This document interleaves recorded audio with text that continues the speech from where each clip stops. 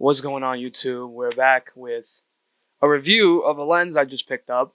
As some of you may know, I've been using the 35-150 for the longest time. It's been about a year and a half, and I love the lens. It's an amazing lens. I mean, I made a whole video, a whole short about it, where I said that the lens doesn't come off my camera. And the more I used it, the more I started seeing its flaw, right? It's not image quality that's the flaw. It's the weight, right? Um, I shoot a lot of basketball tournaments, right? 12-hour days, 8-hour days, 9-hour days, 3 days in a row. 35-150 gets heavy, especially with the rig. It gets heavy. And I was trying to find a solution that would cover somewhat of the focal range. And I came across something. I came across this lens right here, the 24-105 f4 G from Sony.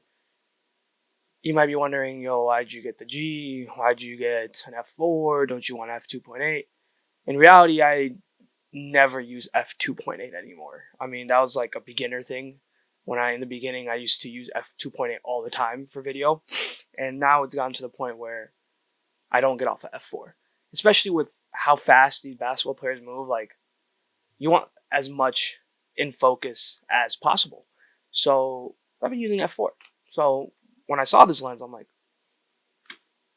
it's not going to hurt my workflow. I mean, it might hurt that I can't go to 2.8 sometimes when it's really, really dark in like, let me think of an example where it'd be really, really dark. Like maybe intros where it's really, really dark. I haven't had a problem with Windy City Bulls intros. I did have a problem with the one high school gym I shot in, and they have pretty good lighting. They go completely black. There's no like ambient lights either. So I had a problem there, but then I could just put on my 35-150, or if I get a 70-200, put it on my second camera, have it right here, boom, bada bing, bada boom, whip that out, get the shot I need, and then put it away, because I don't really need it. And this 24-105, I mean, it's wider than the 35-150, and it's not as tight. I mean, it's 105. 105 is not 150. But when I would record with the 35-150, I would always find myself over zooming in. And then when I went to post, I'm like, I can't do a 9x16 of this. I can't do a 4x5 of this because it's very zoomed in. Now I have to do a 16x9. And sometimes I love the zoom in shots. And with this, you could get zoomed in. Like if you're spinning on baseline or right behind, you can get zoomed in. I even did some work from the stands in a high school game, and it was perfect. I did some work from the stands on a Windy City court. It was fine. The only problem is I can't go up to the not the rafters, but the 200 level on Windy City with this. 35-150, I could do it, but that's where the other problem comes in with the 35-150. It has no OSS. This has OSS. I could be at 105, and it will be as stable as possible, right? And that's just basketball things, right? When I was doing weddings, and I just used my 1635 because it was so unstable that I had to use my 1635. I couldn't use my 35-150 because the guy I would be second shooting for is like, dude, this is so unstable. I can't use it's almost unusable. But with this at 105, I'm stable.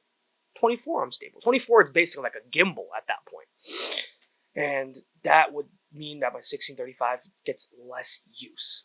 At 16, at the 16 age is perfect, right? For stuff like this. But I'm not using that anymore. Right? I'm not using that right now because I'm using my 35-150. Because my 1635 is being occupied by one of my friends. So I have to use this for now. So getting off my tangent, when I'm up there in the 200 level, I can't use that much. One, it's heavy. Two, it has no stabilization. Oh, what's up, kitty? Oh, bye, kitty. Okay, so two, it has no stabilization.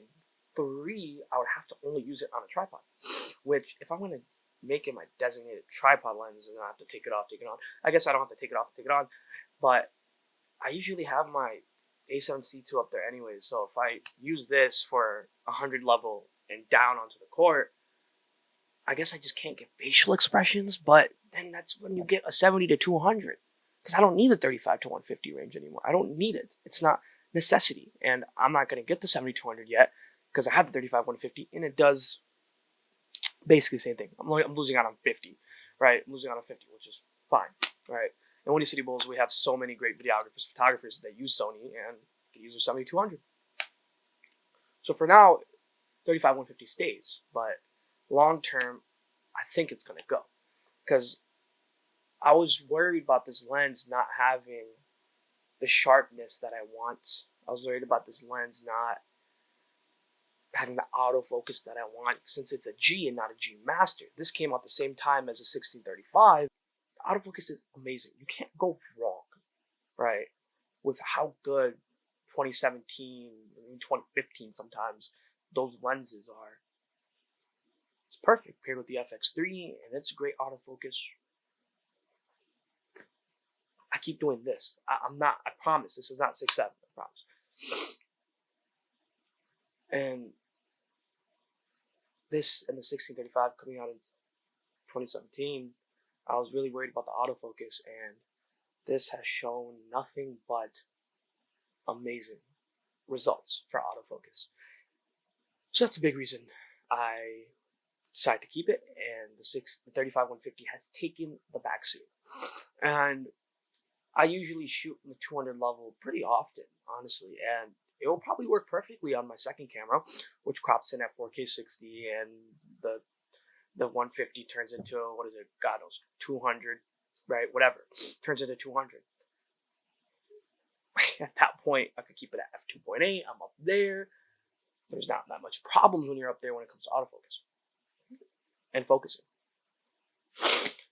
So all in all, would I recommend this lens for people who shoot indoor sports? 100%. 100%. And there's one caveat to it, though. You can't shoot 4K 120 if you don't have a FX3 or a 7S3 or something that shoots in higher ISOs, unless you're willing to crank it. I used to do it on my A7C2 all the time. I used to crank it. We used to go to 12,800 and it would be perfectly fine. So, like, if you put this on an APS-C, maybe you're a little limited, but if you put this on a full frame camera, I don't think you have to worry about much. And with the weddings, I have an FX3, 12,800 with this, like, it could be as dark as possible. Usually, I don't even shoot 12,800 at weddings. Even if it's dark, I don't shoot that because there's just, it's overkill. It's overkill. So all in all, this lens is amazing, and I'll definitely recommend it to anyone that's like, dude, my 7200 isn't wide enough, my 35 150 is too heavy, I need to debulk. If I'm doing the long hour shoots, I need to debulk. And that's when I would say this 24 to 105 is amazing. This cat, bro. The 24 to 105 is amazing, and if you don't care about OSS, you go to 28 to 105 Sigma, and I think that one's 2.8, might be f4, I'm not sure, but there is that one as well. And apparently Sony made one in 2014, which was a 24 to 130, and I heard that one's phenomenal as well. And I think that one was a 2.8, if I'm not mistaken. But this is my review on the 24-105. Overall, I love this lens, and it's going to be in my kit for a very long time until Sony decides, let's make a 24 to 105 OSS f2.8. I'll buy that one, and it'll be newer glass, or maybe even G Master. I'll buy that one. But for now, this lens is staying in my camera bag, and I'll talk to you guys on my next video. I'm going to be trying to make more videos. I've been slacking. I've been very much slacking, but I don't have any. I've been very much slacking, and I don't have that many paid shoots or client work this winter, and it's just Windy City Bulls. So I was like, you know what? Let's start making more YouTube videos. I have the time. I can edit quick ones. It's not a big deal. So stay tuned. My next video is going to be tips and tricks on sports videography, specifically for basketball and indoor sports. So I want you guys to like, subscribe, comment, turn on the bell notification so you guys are updated when I post, and stay tuned for the next video. All right, peace.